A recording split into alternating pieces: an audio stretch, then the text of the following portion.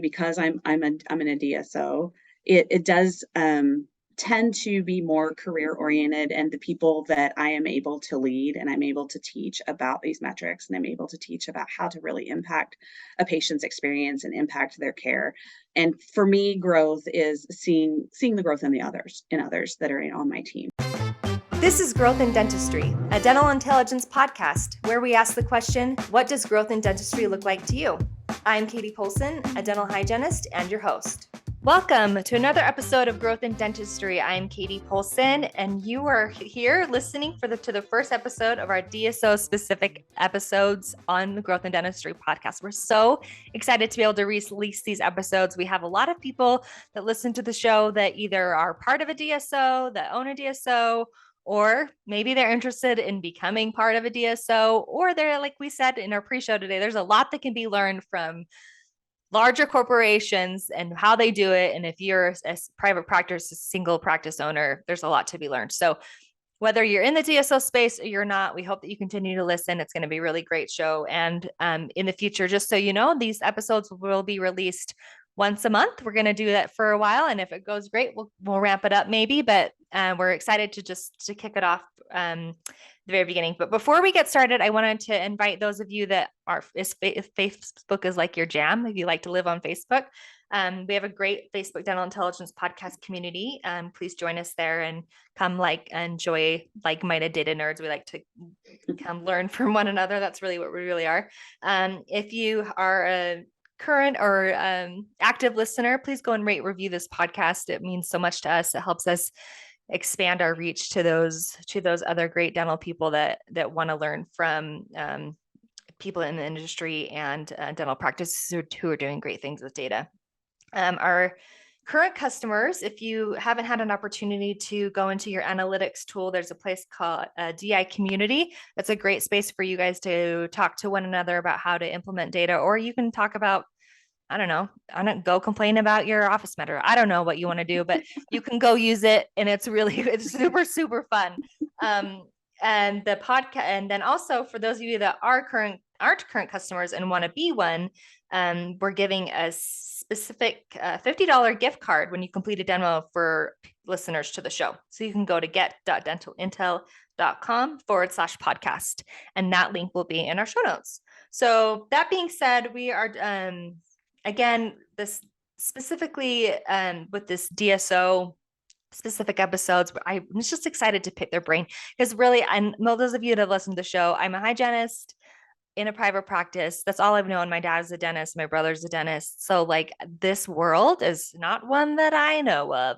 So I'm excited to just be a fly on the wall. And I'm going to introduce to you, I'm going to have a co-host every time the same. She's lovely and she's dear. And I'm so excited to be able to call her my friend now. And she works with me here at Dental Intelligence as the Director of Business Development. Jessica, introduce yourself. So glad to have you on the show with me. Hey, thanks, Katie, for the awesome introduction. I am Jessica Lamers, and like she said, I'm Business Development Director here at Business Dental Intel. But I've been in the DSO space for 10 years, but I have worked from dental assistant all the way up into ops. And so I wanted to, create a space with Katie that we could talk to other DSO members, leaders. It could be anybody. We just wanted to pick their brain about different topics to help others grow. As we said, we just want to help others out and give them a space to talk, to share what they know, and to share with others. I have Teresa Williams here, the COO of Dental Express.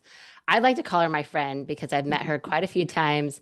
We have some mutual friends in the space. And she is a recent recipient of the Women in DSO Leadership Award. So congrats on that. I did not know that. That's cool. Wow. Thank you, Jessica. Thank you. So great to be here. Again, my name is Teresa Williams. I'm the COO at Dental Express in Southern California. And as Jessica shared, we did get to know each other through mutual friends. I'm originally from the great state of Oklahoma and got my start there in several different DSO environments in the Midwest and made the migration about 8 years ago to Southern California. Oh, that's a big change for you. Are Absolutely. you liking it? I am, and the sunshine's pretty great, being near the water. It was I was a little nervous at first whenever I moved from the Midwest to the West Coast. What was it going to be like? And I found that people are people, and patients want the same things from you out here. They want to be seen, they want to be treated with respect and kindness, and they want you to be efficient with their time and with their money. And so that was a really great thing to learn about the people in San Diego, that they're not so different from the people in the rest of the country. How do I get a job where I can move to San Diego? My And, gosh. That's awesome. Oh, good for you. All right, I'll get out of the way. Let's get into the topic. Let's do this. So our topic today is essentially we're just wanting to, what do you do during downtime? How do you optimize it? And Teresa, I know you have 25 plus years of experience in this space. And so I thought, who better to pick their brain on this topic than you? So it's an interesting question, Jessica, especially when you couch it, are we talking, about downtime? So we have downtime in a DSO, which can be different than downtime in a dental practice. And I think one thing we can all agree on is, what do we do with our downtime in the practices? We went through something pretty significant as an industry in the last couple of years, where we didn't have our normal seasonal downtime. We had downtime thrust upon us, where we were literally not caring for patients. And how do you respond to that? And even keeping yourself in that growth mindset and productive. And in a DSO, and I would say even in a private practice, codifying your SOPs, your standard operating procedures. What's the intellectual property or the thing that makes your practice special, or that makes your DSO special? You'll often have that person in your practice or in your company that they'll say, "Oh, go ask Jessica. She knows everything. She's been here forever." And that's how we teach people.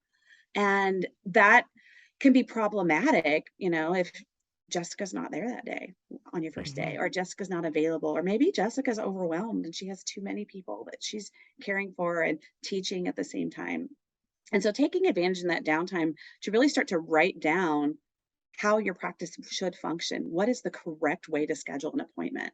What is the correct way to interpret our analytics? Do we like our new patients to be 100 or 200 per month? Or do we think that's too many for one doctor? Where's that sweet spot? And start to codify that so everyone is marching in the same direction and they see numbers the same way. And so in a DSO, I would say, and a practice, kind of codifying what that looks like. On our specific practice side, when we have downtime, we are focusing on our care per visit. And we tend not to call it production per visit in our business, because that gets overheard, it gets seen. So we really talk about it in terms of care per visit. We've often found that additional openings in our schedules present more opportunities than an overbooked schedule. Having hygiene be 4 or 5 columns deep on one doctor, they're not getting a lot of time to do same day care or to really help those patients out. They're doing a lot of what I call shaking hands and kissing babies. They're getting the exams done if they can, but it's really challenging to actually be able to deliver on the care. And so keeping that balance, whether it's thrust on you, because it was slow or you had downtime, or whether you intentionally created that space to improve your care per visit.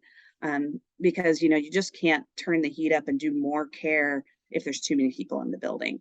And so watching that balance is very important in your downtime.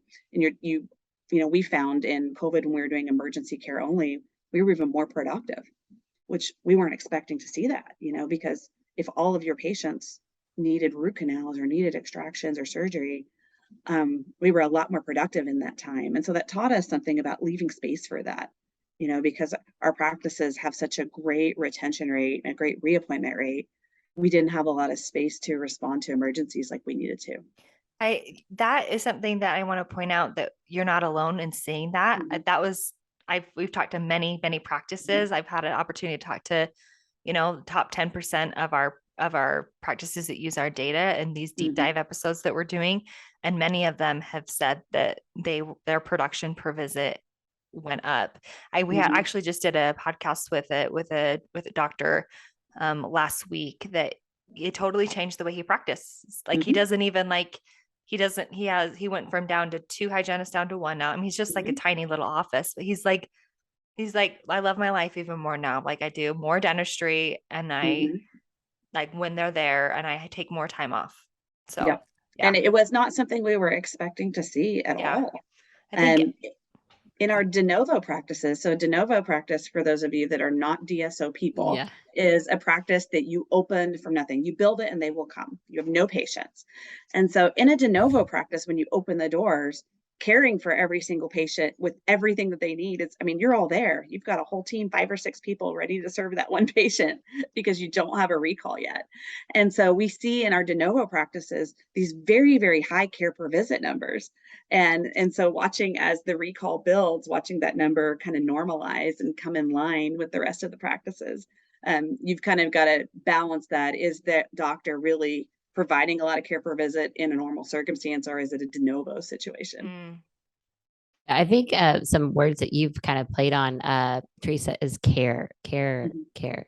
And I love that, like patient per care, like, and you're very intentional, it seems like, with what you provide to your patients and how you're speaking that to your patients. So I think that that means a lot in the space where, I think we've all talked about DSOs feeling like they're corporate and it feels Mhm. icky. But I think the more that we put in that we actually care, and it's not an icky word, but we can make the space feel positive to our patients and providing the best possible care possible. Well, we're in such a great industry, dental care. Most dental insurances are going to cover most of your preventative care, quite a bit of the basic. It's really about making those opportunities to deliver the care to the patients. It's not exciting to go to the dentist. I mean, I'd much rather go get my nails done. That's a little bit more fun and feels a little bit more rewarding. But if we provide those opportunities and we make it easy, we've got appointments out on the weekends or in the evenings when that's possible, making it easier on them and thinking about what they want. Do they want online booking? Do they really want to have to call and be on hold and talk to me? Or, wait, Jessica's not here. She's the only one that can schedule appointments today. So, so making That's it awful. easier for them to be in the driver's seat. I think they come primed for, this is going to be easy to get care. And you know what? You take my insurance, they're going to take care of it. This is going to be piece of cake. Well, I want to bring us to our next question here. So, in the Mhm. event of a recession, what is on your mind? I feel like we kind of felt something like that little bit with COVID. So, I Mhm. think you've created some really good go-tos, and I'd love to hear what Mhm. that. So what's on my mind and what I'm watching for my metrics in my practices is looking at my payer mix and making sure it's very diverse. In a practice that's too heavily dependent on fee for service or 100% patient financed, you can see a pullback. People get a little bit more careful about how they're spending their money. They're going to be more need based, more insurance driven. So I like to see a good diverse mix, of your traditional PPO PPO insurance, a good fee for service population. How many of my patients are cash paying?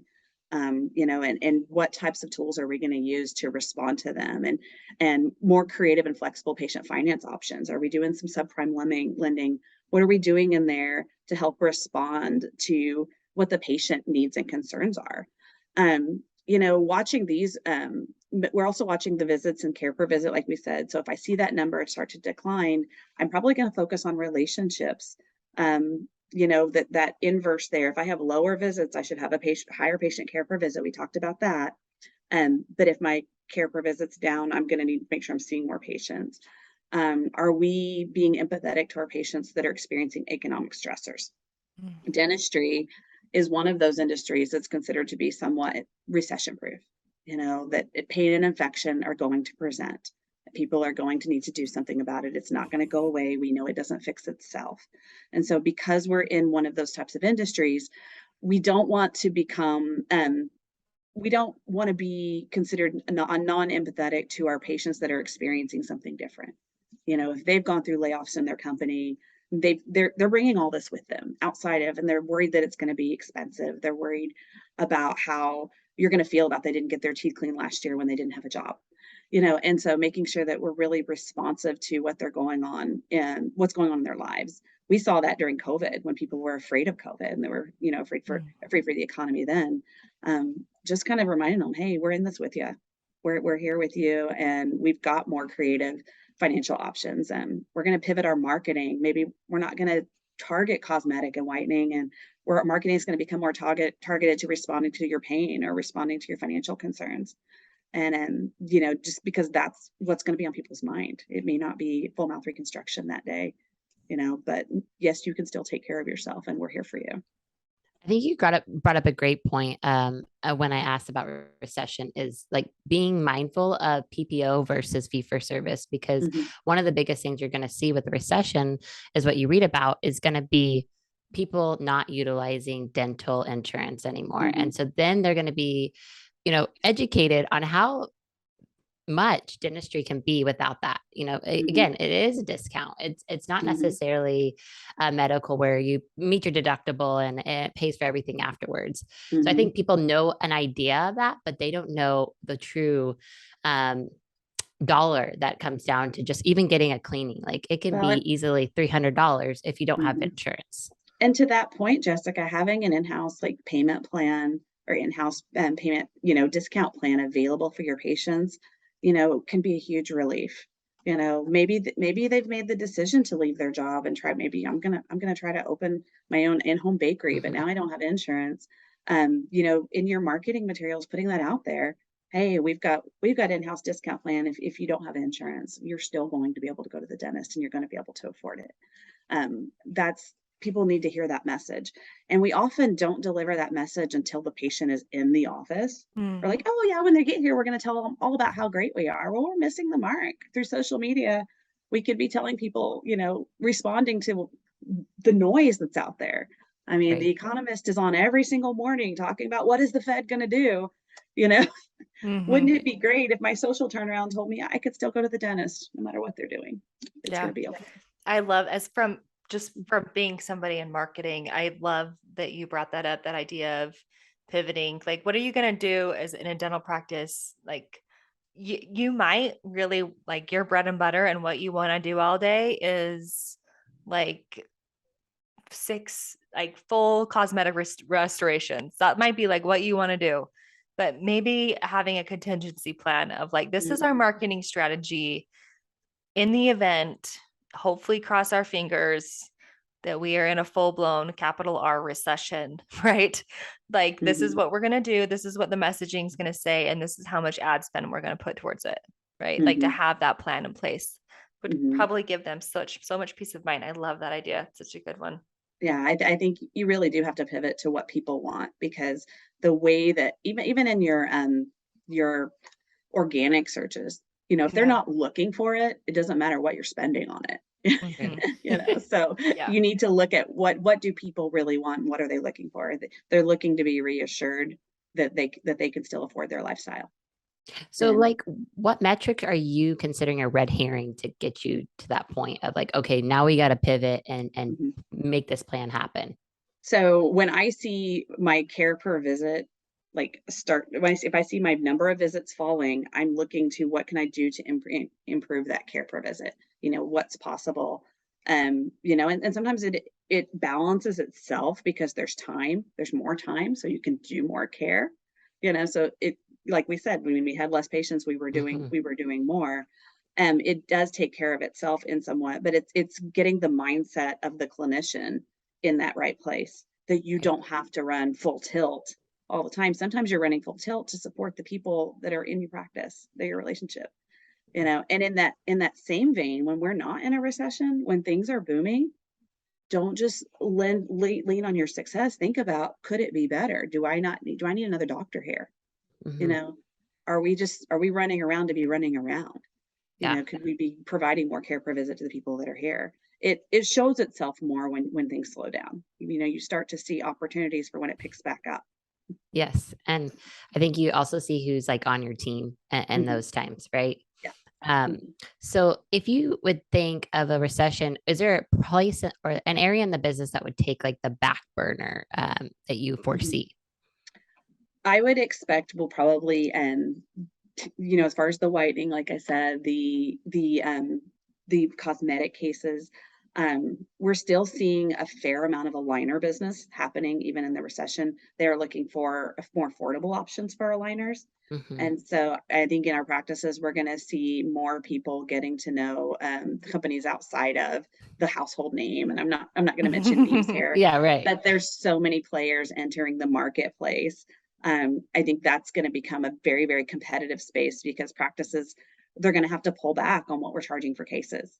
You're not going to see $6,000 to $8,000 for an aligner case, Mhm. during recession. I mean, you might get to do a whole lot less of them, but what if you got to do more of them and if you were able to make it more affordable for people? And Yeah. so I think it's placing value on your services, or what do they command in the marketplace, and knowing the patients look at them as a commodity. So I think it's changing our own mindset, into being able to do the kind of care we want to do. And Teresa, just like from my understanding, and maybe you can put some light on this in your years of experience. But in the industry, we price these things out based on the time that you're in our chair. So it's not because the task is any less daunting. Mhm. It's like, how are you going to pivot also the amount of time you're giving to this Well, procedure? and I would say when you're lucky, you get to price it out that way. And a lot of times it's priced out, by your insurance participation, and they've got some interesting algorithms, whether we agree with them or not, um, in, in how That was a nice way to say it. they can have some interesting algorithms on how they arrive at their pricing. Um, you know, the pricing is going to be what the market will command. And so if you can be more efficient with scanning technologies and the remote monitoring where you're spending less chair time, Mhm. you're going to be able to, I think, accept less, maybe get to see more cases like that, get more case acceptance. But it's going to be leveraging the technology tools to save yourself the chair time and the employee expense of having to actually see the patient as often. Yeah, I agree. Well, Katie, I think this brings us to our last question that you usually like to ask. I will, but first of all, like guys, I'm real excited about this series. I'm just sitting here thinking, I thought I knew dentistry, but the business of dentistry, but I don't know if I do or not. I mean, I even learned a new word for a new startup practice today, so I hope everybody else did. But the thing that I want to point out, and it's one of the metrics that I think it's overlooked because we're so used to talking about production as a whole or collections percentage, and like in most dental practices, they really are just looking about like, what does it look like after all is said and done? How much am I making? But I love that you focused on what we call production per visit or care per visit. Like that's like what you look at for the health of your Mhm. practice. That is really eye opening to me. And I mean, I've seen the value in that metric before, but Mhm. I will look at it differently after today. So Yes, because yeah, if you find that it's plummeting, you may be seeing too many patients, and that's why your costs are up through the roof. yeah. That more is not always better. So smart. I love Mhm. it.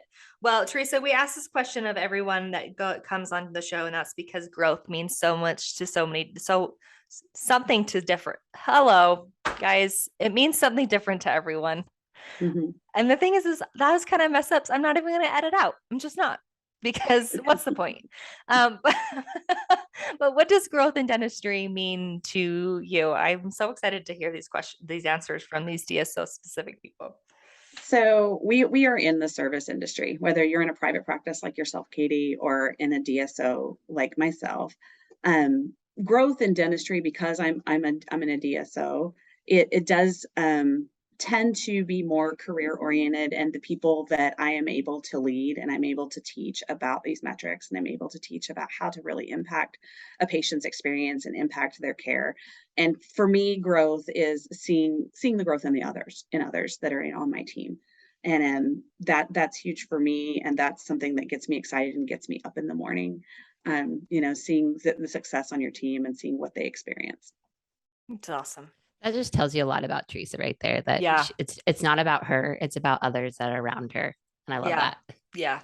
I can tell. She seems like such a nice, neat soul. Teresa, thank you so much for coming on the show. If people Absolutely. want to pick your brain more, reach out to you, where can they reach you at? So LinkedIn's probably the best place Perfect. to find me. You're Okay. welcome to link my LinkedIn in the bio or in the I post. will. Yep. For sure. That's I answer most of my messages unless you're trying to extend my car warranty. Yeah. I'll probably get back to you. That's fair. That's very fair. Oh, LinkedIn. Okay, I will add that for sure. Okay, well, this has been Growth in Dentistry, a dental intelligence podcast. Again, special thanks to our guests, Teresa and Jessica. This is going to be fun. I'm excited to continue this on. This has been Growth in Dentistry, a dental intelligence podcast. Thank you to our marketing department, specifically Kat, for all of their work on this podcast. I'm Katie Polson. Keep growing.